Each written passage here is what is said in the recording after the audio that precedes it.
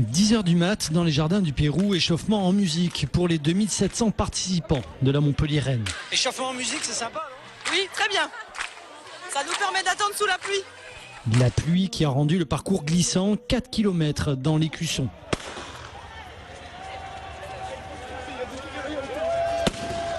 Parmi les coureurs, des champions régionaux de course à pied qui mettront moins de 13 minutes pour boucler le parcours. À la Montpellier-Rennes, les concurrents sont divers, mais la motivation est commune, la lutte contre le cancer du sein.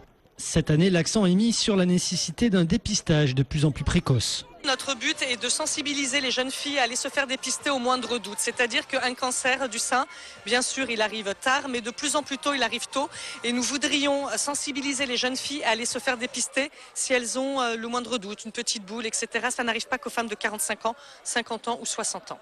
Quand on a démarré le dépistage, nous, il y a 22 ans, avec le professeur Lamarck, il y avait 22 000 nouveaux cas et 10 000 morts. Et on est maintenant à 45 000 nouveaux cas et toujours 10 000 morts. Ça veut dire deux choses, c'est qu'on dépiste beaucoup, on dépiste de plus en plus.